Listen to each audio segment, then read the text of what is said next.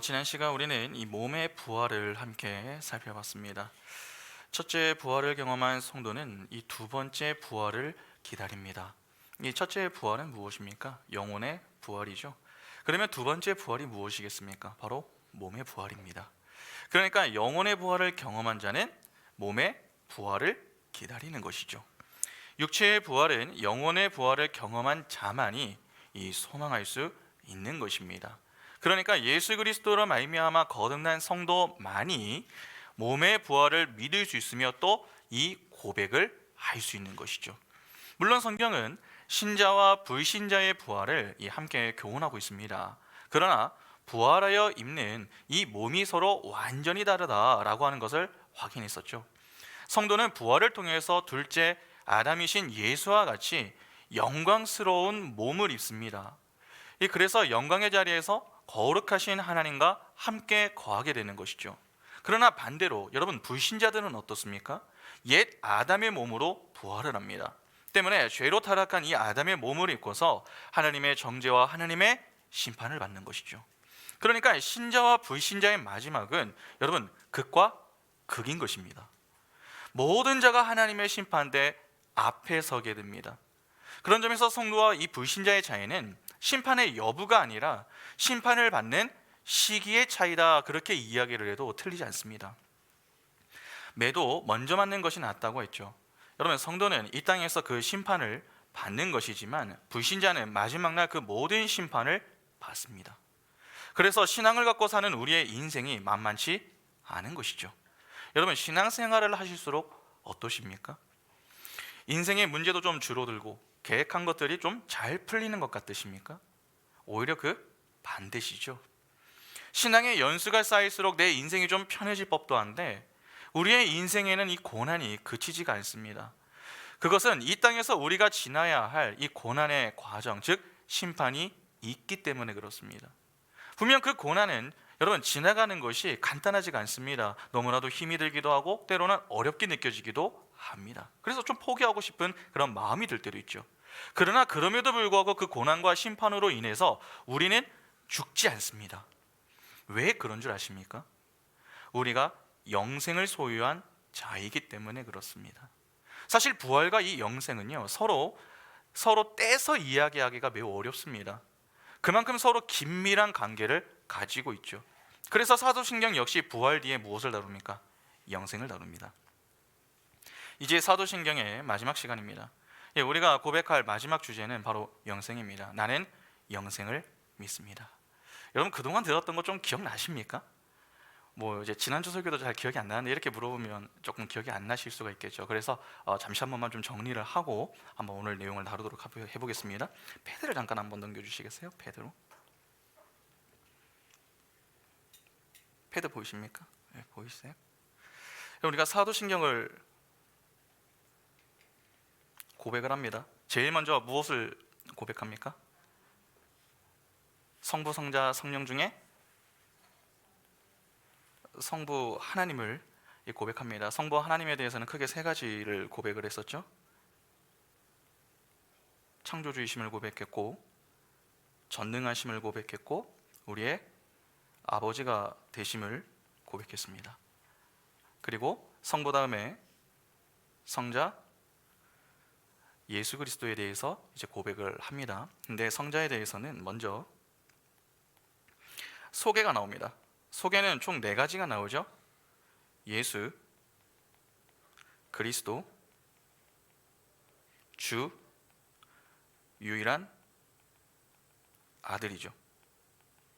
여러분 이걸 머리로 그 도식처럼 이렇게 좀 그리실 수가 있어야 됩니다. 그래야 고백을 하더라도 의미가 있는 겁니다. 그리고 소개 다음에 하신 사역이 나옵니다. 근데 하신 사역에는 크게 2가지로 구분이 된다고 했습니다. 첫 번째가 무엇이었습니까? 낮아지심. 이것을 비하라고 말씀드렸죠. 낮아지심에는 무엇이 있습니까? 나심, 고난 당하심, 그 다음에 죽으심, 장사 지냄, 그 다음에 맨 마지막이 어디죠? 음부 강하죠. 자, 그리고 낮아지심이 있으면 반대가 무엇이 있겠습니까? 높아지심. 이거는 승기. 자, 높아지심에는 첫 번째가 무엇이 있습니까? 부활이 있겠죠? 승천, 그 다음에 보좌,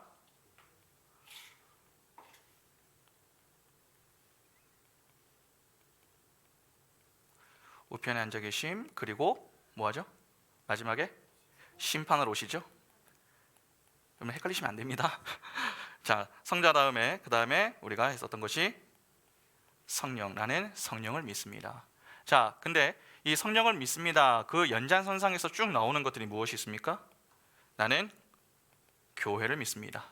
거룩한 공교회를 믿습니다. 그리고 코이노니아, 교제를 믿습니다. 그리고 교제의 근거가 되는 것이 무엇입니까? 죄사함이죠. 그리고 육체의 부활, 그리고 마지막이 영생입니다. 여러분, 제가 성령 옆으로 이렇게 해놓은 것은 성령의 사역의 끝자락에 이제 놓인 것이 영생임을 강조하기 위해서입니다. 여러분, 사도신경은 성령을 통하여서 우리는 성자 예수 그리스도께로 가고 오직 성자 예수 그리스도를 통해서만 성부 하나님께로 나아갈 수 있습니다. 이것을 체계적으로 정리해 놓은 것이 사도신경입니다. 때문에 그냥 듣는 것이 아니라 여러분 머리로 그리고 그것을 이해해서 고백하실 수가 있어야 하는 것입니다. 자, 그럼 이제 한번 내용을 보겠습니다. 여러분, 영생은요, 성도가 고백을 해야 할 마지막 주제입니다. 마지막 주제. 화면 전환해 주세요. 이는 성령의 마지막 사역이 생명과 관련이 있기 때문에 그렇습니다. 영생은 대단히 중요한 주제죠. 그러나 오해가 많은 주제이기도 합니다. 여러분, 보통 사람들은 영생을 어떻게 정의하면서 살아가고 있습니까? 국어사전을 찾아보시면은 영생, 이 단어가 영원한 생명 또는 영원히 삶, 예수를 믿고 그 가르침을 행함으로써 천국에서 영원히 삶, 이렇게 정의하고 있습니다. 그러니까 죽지 않고 영원히 사는 불멸 정도로 이 인식을 하는 것이죠. 역사가 시작된 이래 영생은요, 사람들에게 아주 큰 인기를 끌었습니다. 역사를 보면 영생을 추구했었던 자들의 이야기가 제법 많이 나오지 않습니까? 그 중에 우리가 잘 아는 대표적인 인물이 있죠. 바로 진시 황제입니다. 여러분, 그는 당시에 중국을 평정할 만큼 아주 대단했었던 왕이었습니다. 그러나 다른 것은 가졌지만 그가 갖지 못한 것이 하나가 있었죠. 그것이 무엇입니까? 영원한 생명이었습니다. 이에 불로장생을 위해 불로초를 얻기 위해 그가 얼마나 많은 노력을 했습니까? 그러나 그런 노력에도 불구하고 그는 그의 소원을 이루지 못하고 죽었습니다. 그런데 진시 황제만 그러했던 것이 아닙니다. 오늘날도 이와 비슷한 모습을 얼마나 많이 보이고 있습니까? 여러분, 산삼이 몸에 좋죠. 산삼이 근데 1년짜리가 좋은 게 아니라 세월이 좀 오래될수록 좋다, 그렇게 이야기하지 않습니까? 그래서 여러분 100년만 되어도요 값이 상당합니다. 거의 수억 원에 달합니다. 그런데 부유한 사람들은 그것을 사서 먹으려고 합니다. 그렇게 불로장생을 꿈꾸며 이 땅에서 먹는 것을 신경 쓰면서 매일을 살아가는 것이죠. 그러나 수백 년 된 산삼을 먹는다고 여러분 영생을 얻습니까? 아닙니다. 결국에는 다 죽습니다. 그러니까 이전이나 지금이나 사람은 영생을 추구하지만 모두 실패한다라고 하는 사실에는요 변함이 없습니다. 그러면 성경은 영생에 대해서 어떻게 이야기를 합니까? 세상이 정의하는 것과는 큰 차이가 있습니다. 성경이 정의하는 영생이 무엇입니까? 나중에도 보겠지만 요한복음 17장 3절을 보면은 예수 그리스도를 아는 것이다, 그렇게 이야기합니다. 그러면 성경의 관점에서 본다면은 여러분, 세상은 영생에 대해 오해를 하고 있다, 그렇게 볼 수 있는 것이죠. 그러면 우리는 한 가지 궁금함이 듭니다. 왜 영생에 대한 오해가 많은가 하는 것입니다. 그것은 죽음에 대한 이해가 많이 다르기 때문에 그렇습니다. 보통 사람들이 생각하는 죽음은 육체의 죽음입니다. 여러분, 셀리 케이건이 쓴 죽음이란 무엇인가 라고 하는 책이 있습니다. 이 사람이 예일대에서 강의를 한 교수입니다. 그런데 그 내용을 책으로 좀 담아 놓았는데 그는 죽음에 대해서 많은 이야기를 합니다. 그러나 결론은 매우 간단합니다. 책의 내용에 이렇게 있습니다. 인간의 육체는 살아서 움직이다 파괴된다. 결국 이것이 죽음에 관한 전부다. 아무리 유능한 철학자라도 내놓을 수 있는 답변은 육체의 죽음이 끝이다. 그렇게 이야기를 합니다. 그것이 유한한 인간이 내놓을 수 있는 여러분 답변의 한계성입니다. 그러나 성경은 죽음을 어떻게 이야기합니까? 육체의 죽음만 있는 것이 아니다. 그렇게 이야기하지 않습니까? 여러분 죽음이 어떻게 들어왔습니까? 아담과 하와의 범죄로 인해 들어왔습니다. 하나님이 에덴 동산 중앙에 선악과 나무와 생명나무를 두셨고 아담과 하와를 그곳에 살게 내버려 두셨습니다. 지난주에도 말씀을 드렸지만 동산 이 중앙에 두 나무를 두셨으면 상당히 이 중요한 의미가 들어가 있습니다. 선악과 나무는 율법을 상징한다, 그렇게 말씀을 드렸습니다. 인간 중 누구도 율법을 온전하게 지킬 수 있는 자는요 없습니다. 그러니까 자신이 율법을 지켜서 생명에 이를 수는 없는 것입니다. 다시 말해서 하나님의 은혜로만 생명을 입을 수 있는 존재가 바로 인간이다 하는 것이죠.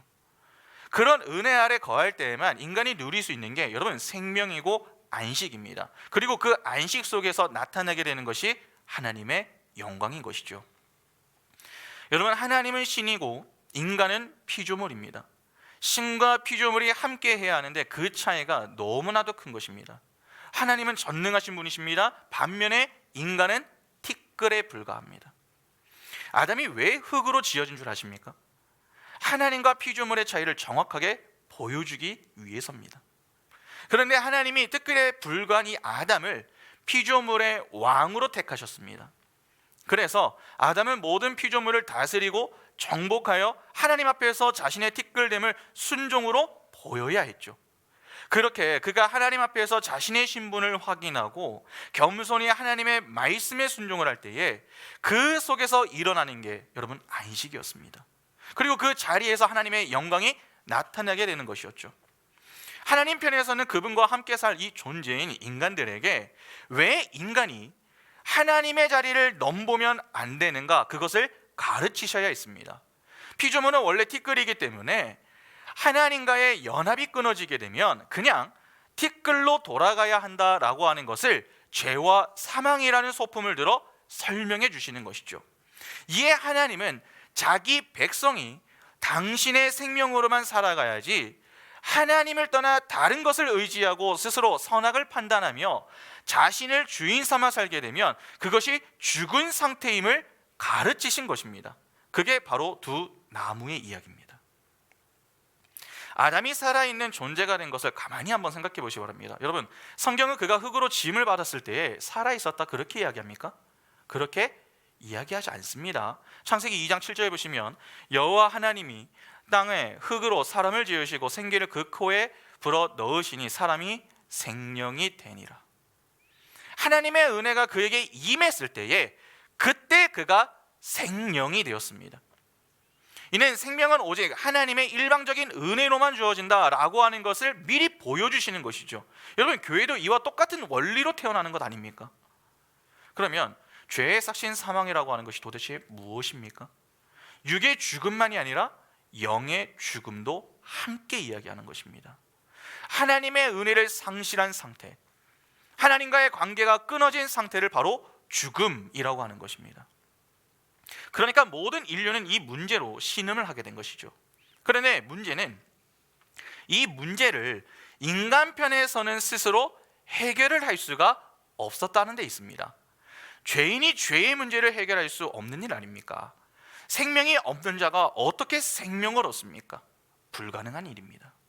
생명은 생명을 소유한 자가 줄 수 있는 것입니다. 그래서 역사 속에 누구도 그렇게 영생을 추구했지만 영생을 얻는 일에 성공한 이가 없는 것입니다. 그러면 생명이 있는 누군가가 와서 생명을 주어야 한다라고 하는 말이 되는데 여러분 그래서 오신 분이 누굽니까? 예수 그리스도입니다. 요한일서 1장 1절부터 2절 보시면 태초부터 있는 생명의 말씀에 관하여는 우리가 들은 바요 눈으로 본 바요 자세히 보고 우리의 손으로 만진 바라. 이 생명이 나타내신 바 된지라. 이 영원한 생명을 우리가 보았고 증언하여 너희에게 전하노니 이는 아버지와 함께 계시다가 우리에게 나타내신 바 된 이시니라. 여기 보면은 태초부터 존재한 생명을 보았는데 그 생명이 말씀으로 오셨다. 그렇게 말씀합니다. 생명을 주는 생명나무의 실과로 예수가 오셨다는 것이죠. 이것이 바로 예수의 성육신 사건입니다. 요한에서 5장 11절과 12절 보시면, 또 증거는 이것이니 하나님이 우리에게 영생을 주신 것과 이 생명이 그의 아들 안에 있는 그것이니라. 아들이 있는 자에게는 생명이 있고 하나님의 아들이 없는 자에게는 생명이 없느니라. 여러분, 여기 11절을 보면은 요한이 예수 안에 들어있는 생명을 가리켜서 뭐라고 이야기합니까? 영생이라고 이야기를 합니다. 따라서 생명나무 실과는 티끌인 피조물에게 영생을 주는 실과였던 것이죠. 그런데 요한은 요한복음에서 그 생명나무 실과를 품고 내려오신 이 예수를 하나님 그렇게 밝힙니다. 요한복음 1장 1절부터 4절 보시면, 태초에 말씀이 계시니라. 이 말씀이 하나님과 함께 계셨으니 이 말씀은 곧 하나님이시니라. 그가 태초에 하나님과 함께 계셨고 만물이 그로 말미암아 지은 바 되었으니 지은 것이 하나도 그가 없이는 된 것이 없느니라. 그 안에 생명이 있었으니 이 생명은 사람들의 빛이라. 이처럼 영생은 하나님의 신적 생명이며 그 생명을 하나님의 백성들에게 무상으로 선물해 주기 위해서 성자 예수는 이 땅에 내려오셨습니다.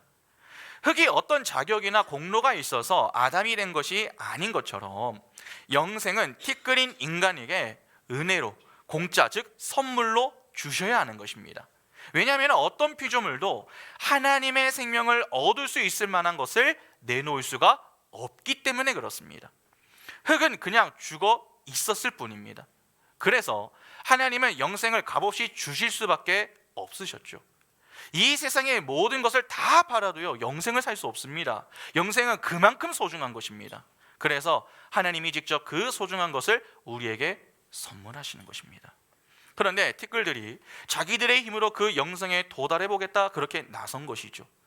그것이 바로 스스로 하나님처럼 되어보겠다라고 했었던 선악과 사건이었고, 또 그것이 바벨탑을 쌓으려고 했었던 그러한 사건으로 나타났던 것입니다. 그 모습 속에 바로 우리가 들어가 있었던 것입니다.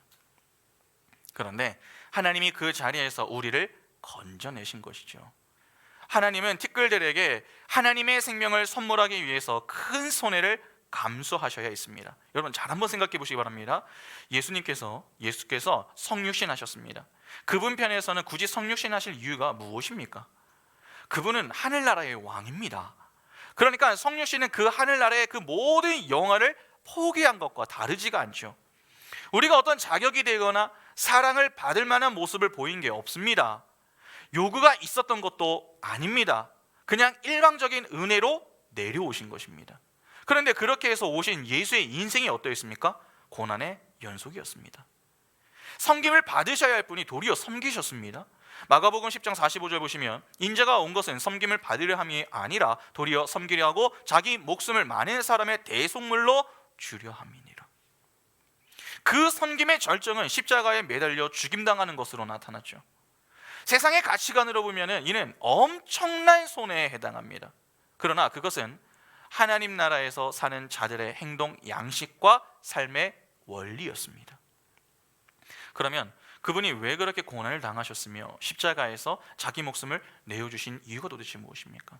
요한복음 3장 14절부터 16절에 모세가 광야에서 뱀을 든 것 같이 인자도 들려야 하리니 이는 그를 믿는 자마다 영생을 얻게 하려 하심이니라. 하나님이 세상을 이처럼 사랑하사 독생자를 주셨으니 이는 그를 믿는 자마다 멸망하지 않고 영생을 얻게 하려 하심이라. 티끌 같은 존재, 원수 같은 자들에게 가장 소중한 영생을 주기 위해서 그분은 그분에게 가장 소중한 것을 비우셨습니다. 아니, 자신 스스로 저주의 존재가 되는 것까지 마다하지 않으신 것이죠. 그것이 바로 하나님의 생명인 영생의 본질입니다.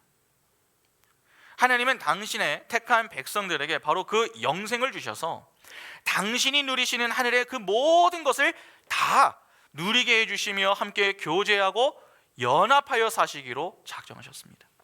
그리고 천상에 이미 완성이 되어 있는 그 하나님의 교회에게 그 원리와 본질을 역사와 말씀을 통해서 자세하게 설명해 주시는 것이죠. 그런데 아마 설교를 들으시면서 어떤 분들은 좀 이런 궁금함이 드실지 모르겠습니다. 아니 그렇게 영생의 본질이 하나님이 자신의 가장 소중한 것을 털어서 원수의 유익을 챙기는 거라면 왜 불신자들을 지옥에 보내시는가 하는 것입니다. 그들도 원수였고 사실 우리도 원수이지 않았습니까? 그런데 왜 어느 쪽은 계속 미워하시고 어느 쪽은 용서를 해주십니까? 그냥 보면 하나님이 좀 편애하시는 것처럼 보이지 않으십니까? 여러분 성경을 보면은 하나님이 편애하는 모습처럼 보이는 내용이 제법 많죠. 왜? 아파가지고? 아벨과 가인의 이야기를 한번 생각해 보시기 바랍니다. 하나님이 아벨의 제사만 받고 가인의 제사를 받지 않으셨습니다. 창세기 4장 4절과 5절 보시면 아벨은 자기도 양의 첫 새끼와 그 기름으로 드렸더니 여호와께서 아벨과 그의 제물은 받으셨으나 가인과 그의 제물은 받지 아니하신지라. 가인이 몹시 분하여 안색이 변하니. 그냥 두 사람의 제사를 그럼 좀 다 받아주시면 안 됩니까? 왜 한 사람은 마음이 상하게 제사를 안 받아주십니까? 왜 차별하시는 겁니까 도대체? 또한 야곱과 에서는 또 어떻습니까? 말라기 1장 2절과 3절 보시면 여호와께서 이르시되 내가 너희를 사랑하였노라 하나 너희는 이르기를 주께서 어떻게 우리를 사랑하셨나이까 하는도다. 나 여호와가 말하노라 에서는 야곱의 형이 아니냐. 그러나 내가 야곱을 사랑하였고 에서는 미워하였으며 그의 산들을 황폐하게 하였고 그의 산업을 광야의 이리들에게 넘겼느니라. 태에서부터 하나님은 사랑하는 자와 미워하는 자가 있다, 그렇게 말씀을 하십니다. 그러니까 이를 보면서 누군가는 하나님은 공평하지 않으신 분이신가? 그렇게 생각을 할 수도 있는 것이죠. 그러나 그렇게 생각하는 그 자체가 인본주의적으로 생각을 하는 것입니다. 여러분, 이 땅에 태어난 모든 인간과 생물이 다 존귀합니까? 이 질문에 만약 그렇다고 대답하는 자들이 있다면 그들이 인본주의자들입니다. 하나님의 관점에서는 모든 존재가 그냥 티끌에 불과합니다. 인간이 왜 존귀합니까? 인간이 인간 스스로에게 가치를 부여하기 때문 아닙니까? 그것은 선악의 판단 주체가 인간임을 자처하는 것과 다르지 않습니다. 본래 선악의 판단은 하나님이 하시는 것이지 인간의 몫이 아닙니다. 그러나 죄가 들어오면서 하나님이 하실 그 판단을 인간들이 하기 시작했던 것입니다. 그것이 선악과 사건 아닙니까? 그러니까 인간이 스스로를 가치 있다 그렇게 여기는 자체가 죄로 타락한 죄인의 발상에서 비롯되는 것입니다. 아무리 죄인들이 스스로를 가치 있다 그렇게 여겨도 하나님 편에서는 그저 흙일 뿐입니다. 하나님의 은혜를 떠난 인간은 그냥 티끌에 불과합니다. 그러니까 하나님의 영광 앞에서는 모든 것이 아무것도 아닌 것입니다. 그런데 그 중에서 어떤 무리를 택하여서 당신의 생명인 이 영생을 주시기로 작정하셨습니다.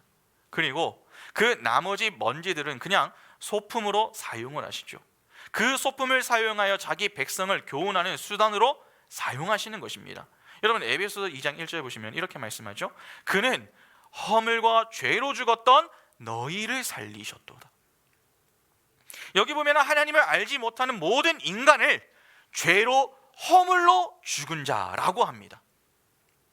그 말은 하나님과 관계가 없는 그 모든 자를 무엇으로 보셨다는 것입니까? 흙으로 보셨다는 말과 다르지 않습니다. 그래서 하나님은 아담에게 생기를 불어 넣어서 생명으로 만드시는 것이죠. 생기를 불어 넣기 이전에 아담은 죽어 있었던 인형이 아니었습니다. 다른 짐승들처럼 살아있는 존재였습니다. 그러나 하나님은 굳이 그에게 생기를 불어 넣으십니다. 하나님의 백성은 그렇게 하나님의 생명력을 받았을 때에만 여러분 존귀함을 얻는 것입니다.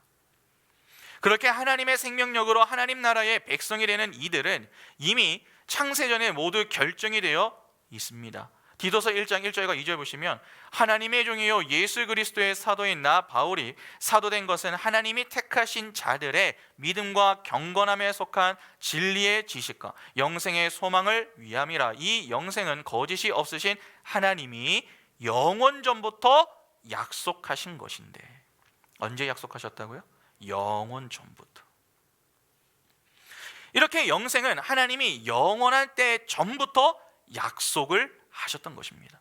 그러니까 이미 영원 전에 영생을 주시기로 선택된 이 어떤 무리가 있었다는 것이죠.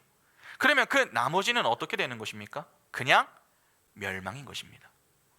요한복음 3장 16절 다시 보시면 하나님이 세상을 이처럼 사랑하사 독생자를 주셨으니 이는 그를 믿는 자마다 멸망하지 않고 영생을 얻게 하려 하심이라. 여러분, 영생과 대조를 이루는 게 무엇입니까? 멸망입니다. 영생을 얻지 못한 자는 다 멸망합니다. 그런데 그 멸망할 자도 이미 결정이 되어 있다라고 하는 사실을 아십니까? 로마서 9장 20절부터 23절 보시면 이 사람아 내가 누구에게 감히 하나님께 반문하느냐 지음을 받은 물건이 지은 자에게 어찌 나를 이같이 만들었느냐 말하겠느냐 토기장이가 지능 한 덩이로 하나는 기 있을 그릇을 하나는 천 있을 그릇을 만들 권한이 없느냐 만일 하나님이 그의 진노를 보이시고 그의 능력을 알게 하고자 하사 멸하기로 준비된 진노의 그릇을 오래 참으심으로 관용하시고 또한 영광 받기로 예비하신 바 긍휼의 그릇에 대하여 그 영광의 풍성함을 알게 하고자 하셨을지라도 무슨 말을 하리요? 멸망하기로 준비된 진노의 그릇이 있고 영광 받기로 예비된 긍휼의 그릇이 준비가 되어 있습니다. 그런데 그 준비가 언제 나누어집니까? 바로 영원 전에 나누어져 있다는 것입니다. 사도행전 13장 48절에 이방인들이 듣고 기뻐하여 하나님의 말씀을 찬송하며 영생 주시기로 작정된 자는 다 믿더라. 여러분, 모든 인간은요 평등하지 않습니다. 그런데 자꾸 모든 인간이 평등하다 그러면서 하나님의 처사가 불공정하다 그렇게 말을 하는 것은 그 사고의 중심에 인간이 있기 때문에 나오는 것입니다. 아마 누군가 이 말이 좀 차갑게 느껴질지도 모르겠습니다. 그러나 적어도 성경이 그렇게 이야기를 하고 있습니다. 다만 조심할 것이 있죠. 우리는 누가 죽은 흙이고 또 누가 생명을 갖고 있는 자인지 모릅니다. 그러니까 함부로 누군가를 판단하는 일을 조심해야 하는 것이죠. 우리 중 누가 알곡이고 누가 가라지인지 그것은 하나님만이 아십니다. 따라서 우리는 이 세상에 그 누구도 포기하지 말아야 하고 또 어떤 존재도 섣불리 판단해서는 안 되는 것입니다. 영생은 하나님이 선물로 주셔야만 하는 아주 소중한 것입니다. 그리고 우리는 그 은혜의 자각 앞에서 겸손히 하나님의 은혜에 감사와 찬양을 올릴 수밖에 없는 존재입니다. 그렇게 귀하고 소중한 것이 영생인데 사람들은 스스로의 힘으로 그 영생에 도달하려고 합니다. 또한 영생을 곡해해서 세상 것들로 행복과 만족을 찾으려고 하죠. 그런 자들은 절대로 영생을 소유할 수 없습니다. 그것이 선악과 사건의 이야기가 보여주는 것이죠. 여러분, 선악과는 하나님의 말씀에 온전히 순종하여 하나님만으로 행복하고 하나님만으로 존재해야 하는 피조물이 하나님 절대 의존의 자리를 떠났을 때에 어떤 일이 일어나게 되는가를 설명하는 하나의 소품이었습니다. 인간이 선악과를 따먹으면서 죄가 생겨났습니다. 그러자 하나님이 그 생명나무를 어떻게 하시죠? 감추어 버리십니다. 창세기 3장 22절부터 24절 보시면 여호와 하나님이 이르시되 보라 이 사람이 선악을 아는 이래 우리 중 하나같이 되었으니 그가 그의 손을 들어 생명나무 열매도 따먹고 영생할까 하노라 하시고 여호와 하나님이 에덴 동산에서 그를 내보내어 그의 근원이 된 땅을 갈게 하시니라. 이같이 하나님이 그 사람을 쫓아내시고 에덴 동산 동쪽에 그룹들과 두루 도는 불 칼을 두어 생명나무의 길을 지키게 하시니라.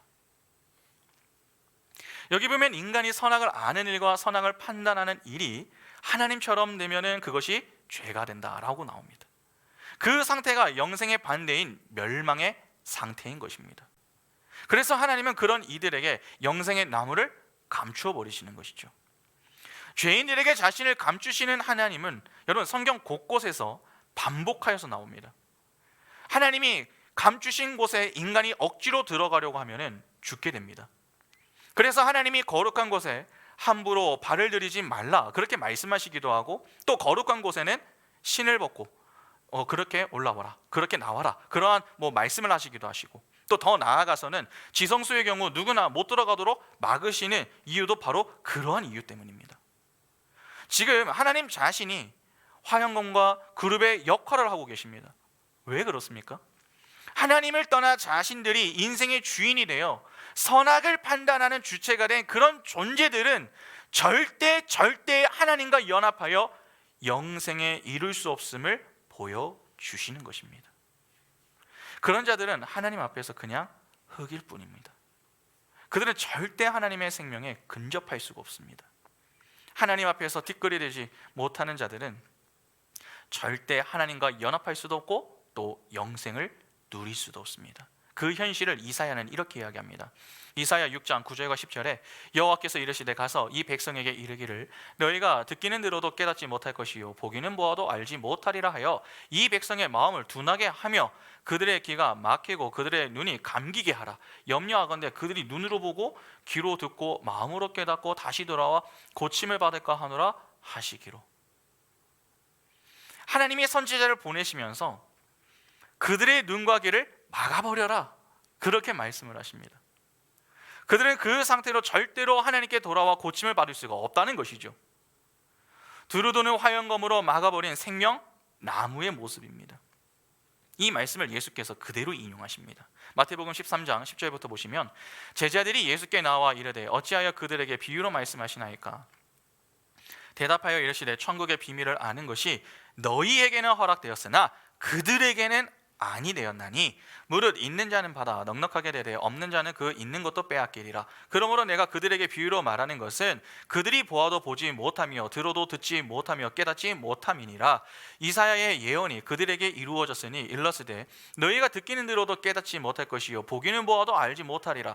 이 백성들의 마음이 완악하여져서 그 귀는 듣기에 둔하고 눈은 감았으니 이는 눈으로 보고 귀로 듣고 마음으로 깨달아 돌이켜 내게 고침을 받을까 두려워함이라 하였느니라. 그러나 너희 눈은 봄으로 너희 귀는 들음으로 복이 있도다. 내가 진실로 너희에게 이르노니 많은 선지자와 의인이 너희가 보는 것들을 보고자 하여도 보지 못하였고 너희가 듣는 것을 듣고자 하여도 듣지 못하였느니라.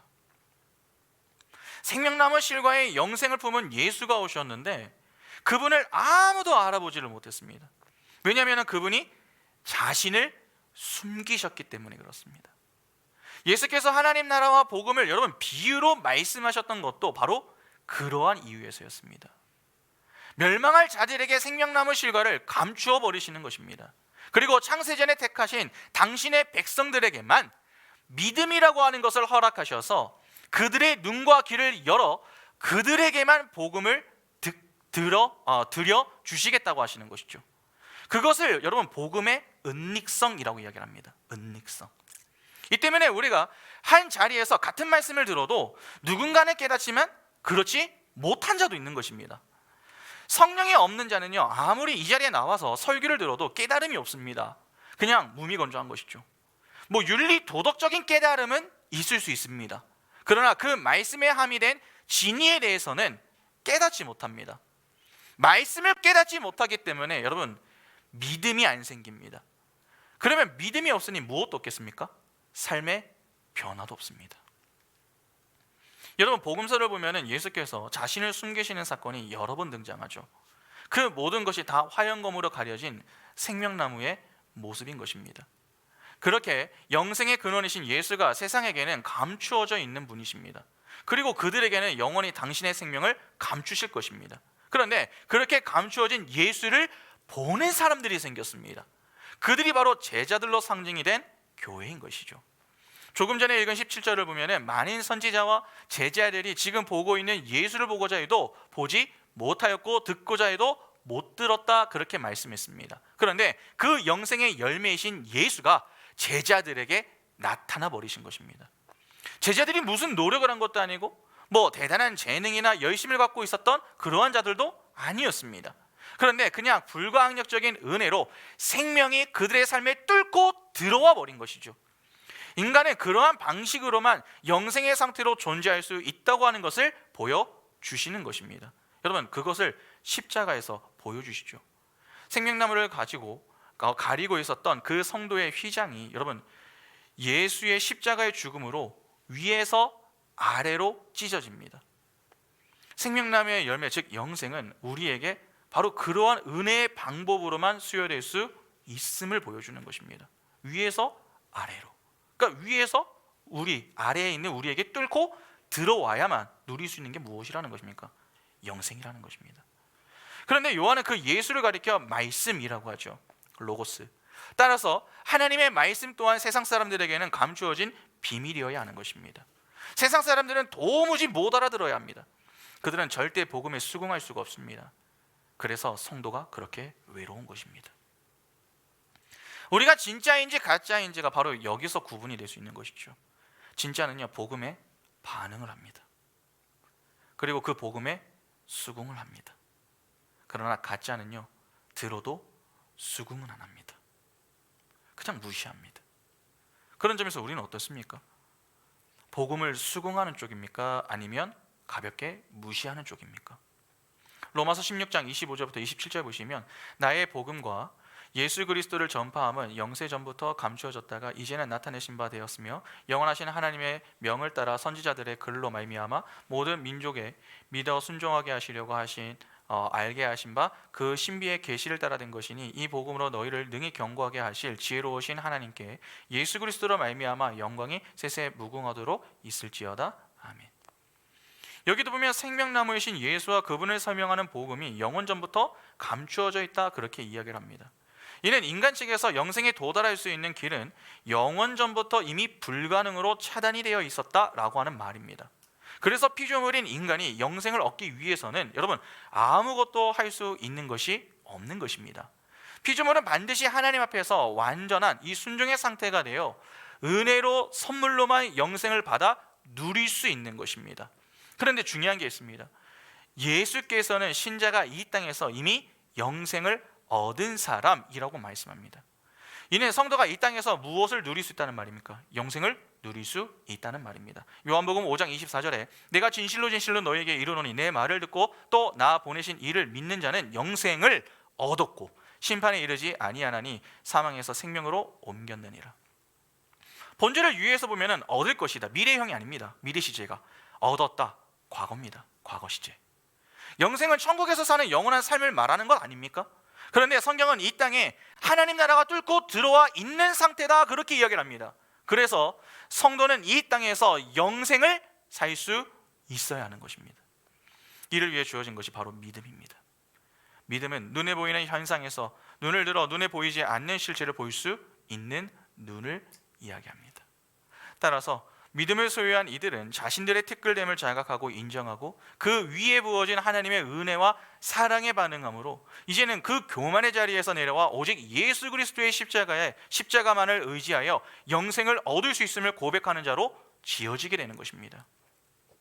때문에 성도는 이 땅에서 선악과를 따먹는 그 자리에서 돌이켜 예수만이 믿음의 대상이며 그분만을 행복의 근원으로 인정하고 자기를 부인하는 그 자리로 자꾸 내려가야 하는 것입니다. 다시 말해서 오직 예수만을 믿는 자로 무장 해제되는 일을 하며 살아가게 된다는 것입니다. 여러분, 그것이 영생을 사는 삶입니다. 요한복음 6장 27절부터 29절 보시면 썩을 양식을 위하여 일하지 말고 영생하도록 있는 양식을 위하여 하라. 이 양식은 인자가 너희에게 주리니 인자는 아버지 하나님께서 인치신 자니라. 그들이 묻되 우리가 어떻게 하여야 하나님의 일을 하오리까?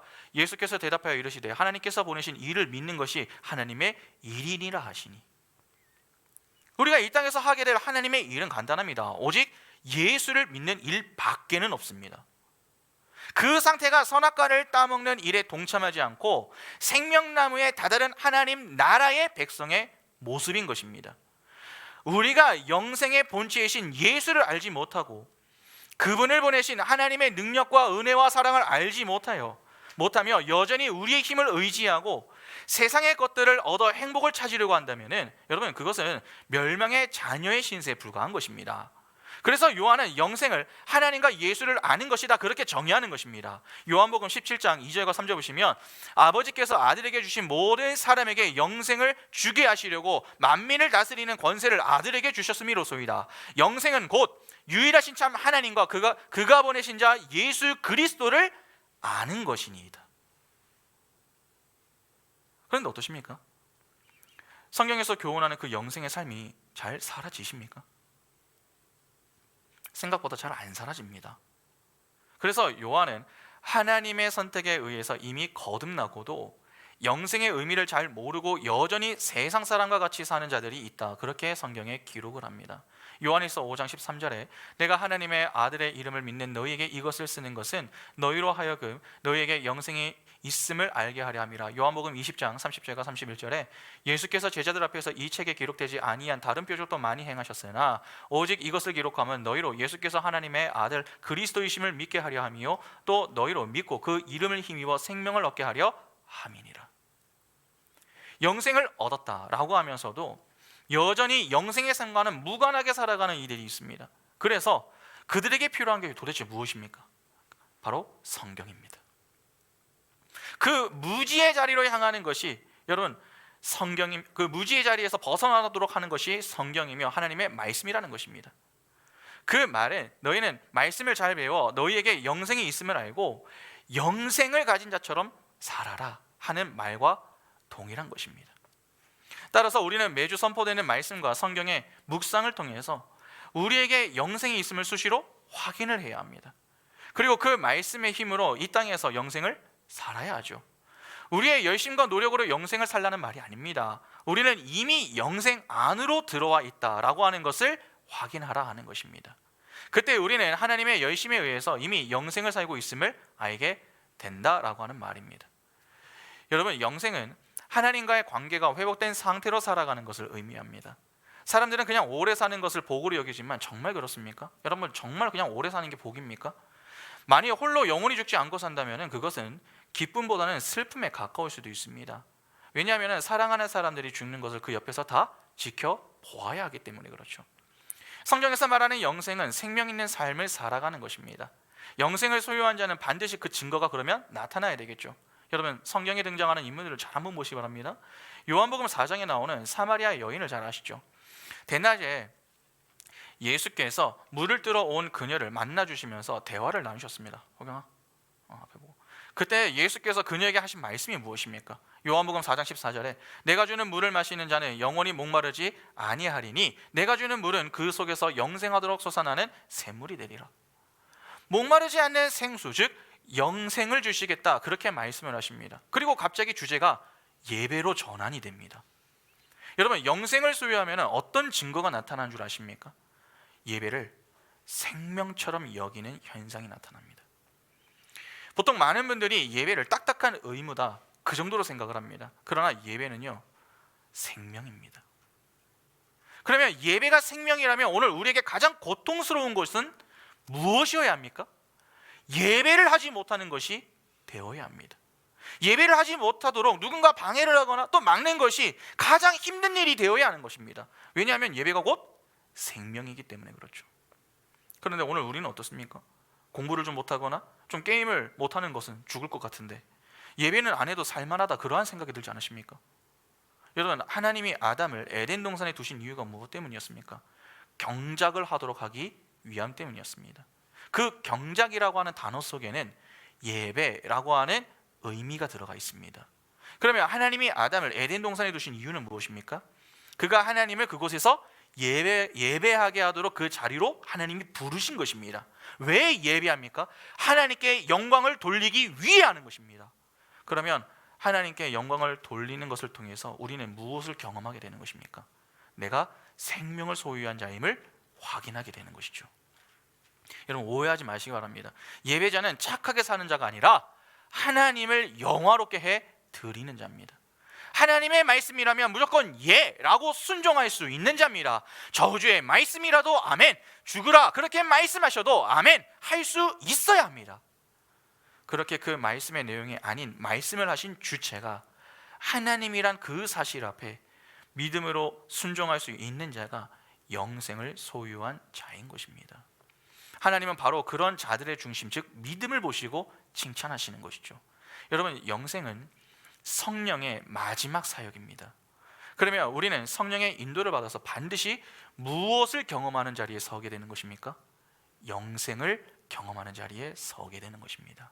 그 영생을 소유한 자는 절대로 예배를 대충할 수 없습니다. 그런 점에서 성령을 믿는 자가 예배를 대충한다? 죽은 예배를 한다? 그건 불가능한 것입니다. 반드시 산 예배를 합니다. 신령과 진정으로 합니다. 그런 점에서 예배 시간에 사도신경을 고백하는 것은 상당한 이 의미가 있는 것이죠. 내가 생명을 소유한 하나님의 자녀요, 하나님을 위해 사는 예배자요, 하나님께만 영광을 돌리는 자임을 믿음으로 고백하는 것입니다. 여러분, 찬송가 436장 나 이제 주님의 새 생명 얻은 몸. 가사 잘 아시죠? 1절부터 4절 제가 한번 읽어드릴 테니까 잘 한번 들어보시기 바랍니다. 나 이제 주님의 새 생명 얻은 몸, 옛것은 지나고 새 사람이로다. 그 생명 내 맘에 강같이 흐르고 그 사랑 내게서 해같이 빛난다. 주 안에 감추어 있는 새 생명 얻으니 이전에 좋던 것 이제는 값없다. 하늘의 은혜와 평화를 맛보니 찬송과 기도로 주 함께 살리라. 산천도 초목도 새 것이 되었고 죄인도 원수도 친구로 변한다. 새 생명 얻은 자 영생을 누리니 주님을 모신 맘 새 하늘이로다. 주 따라가는 길 험하고 멀어도 찬송을 부르며 뒤 따라가리라. 나 주를 모시고 영원히 살리라. 날마다 섬기며 주 함께 살리라. 영생을 누리며 주 안에 살리라. 오늘도 내일도 주 함께 살리라. 여러분, 영생을 소유한 우리는 새로운 삶을 살아갑니다. 우리가 말씀을 지켰기 때문에 영생을 소유한 게 아니라 영생을 소유하여 말씀을 지킬 수 있는 자가 된 것입니다. 하나님은 그렇게 말씀을 소유할 수 있는 자로 만들기 위하여 친히 우리를 예수 안에 넣어 연합시켜 버리셨습니다. 그래서 우리는 십자가에서 예수와 함께 죽고 예수와 함께 부활을 한 것이죠. 우리는 죽음에서 부활을 한 자들입니다. 그래서 우리는 이제 죽은 자가 아니라 산 자가 되어 생명을 소유하며 살아갑니다. 생명이 없을 때에는 세상의 것들을 추구하며 살았습니다. 그것이 생명인 줄 알았습니다. 그러나 예수 안에서 참 생명을 얻은 이후에 그 모든 것이 헛된 생명임을 깨닫고 이제는 더는 이 땅에서 유토피아를 꿈꾸며 세상의 힘을 추구하지 않습니다. 그래서 더 이상 땅의 것에 미련을 두지 않게 되는 것입니다. 이제는 하늘의 것을 구할 수 있는 실력자가 된 것입니다. 그 하늘의 것이 무엇입니까? 바로 진리이신 예수 그리스도, 말씀이신 예수 그리스도, 생명이신 예수 그리스도입니다. 영생은 하나님과 그분이 보내신 자 예수 그리스도를 아는 것입니다. 그분을 알 수 있는 시간이 바로 예배 시간입니다. 그래서 예배 시간이 바로 생명을 누리는 시간, 우리는 우리의 신분을 확인할 수 있는 시간이 되는 것입니다. 그러면 우리가 할 일은 무엇이겠습니까? 예배 시간이 됐을 때에 최대한 그 시간에 집중하는 것 아니겠습니까? 예배에 대한 나의 자세는 생명을 소유한 자인지 아니면 생명이 없는 자인가를 판가름할 수 있는 기준이 됩니다. 우리는 그렇게 예배를 통해서 자신이 생명을 소유하고 누릴 수 있는 자임을 확인하며 감사와 찬양으로 하나님께 영광을 올립니다. 그렇게 하나님의 영광을 위해 살며 온전히 부활할 때, 즉 몸의 부활과 그로 인해 영원히 하나님과 함께할 새 하늘과 새 땅을 소망하며 사는 것입니다. 그것이 성경이 이야기하는 영생을 소유한 자의 인생입니다. 우리가 영생을 소유하고 있다고 하는 그 사실이 여러분 얼마나 큰 위로가 되는 줄 아십니까? 하이델베르크 58문을 보면 이렇게 이야기합니다. 영원한 생명은 당신에게 어떠한 위로를 줍니까? 내가 이미 지금 영원한 즐거움을 마음으로 누리기 시작한 것처럼 이 생명이 끝나면 눈으로 보지 못하고 귀로도 듣지 못하고 사람의 마음으로도 생각하지 못한 완전한 복락을 얻어 하나님을 영원히 찬양할 것입니다. 어떠십니까? 오늘 우리는 진정 영생을 소유한 자가 맞습니까? 하나님이 주신 그 소중한 영생을 우리는 소중히 여기며 살아가고 있습니까? 믿음의 눈을 열고 오늘 우리에게 이 세상의 그 어떤 것보다 가장 소중한 그분의 생명을 허락하신 삼위 하나님만 바라보시기 바랍니다. 오늘 우리는 예수 그리스도 안에서 승리한 자들입니다. 하나님이 가장 소중한 생명을 우리가 소유하고 있는 자들입니다. 그래서 오늘 본문은 이렇게 말씀합니다. 요한계시록 21장 6절과 7절에 또 내게 말씀하시되 이루었도다. 나는 알파와 오메가요 처음과 마지막이라. 내가 생명수 샘물을 목마른 자에게 값없이 주리니 이기는 자는 이것을 상속으로 받으리라. 나는 그의 하나님이 되고 그는 내 아들이 되리라. 믿음의 담대함을 갖고 주님만 바라보시고 주님만 의지하시며 주님만 소망하시기 바랍니다. 그래서 날마다 주님을 바라볼 때마다 우리에게 허락하신 그 생명을 확인하고 감사함으로 나는 영생을 믿습니다. 이 고백을 형식이 아닌 이제는 믿음으로 고백할 수 있는 은총이 있기를 바랍니다. 그래야 주님 만나는 그날에 이르기까지 참 생명을 소유한 자로 하나님을 사랑하고 이웃을 사랑하는 그 실천하는 모습으로 하나님께만 영광을 돌리는 복된 인생이 다 될 수 있기를 간절히 소망합니다. 우리 함께 찬양하겠습니다.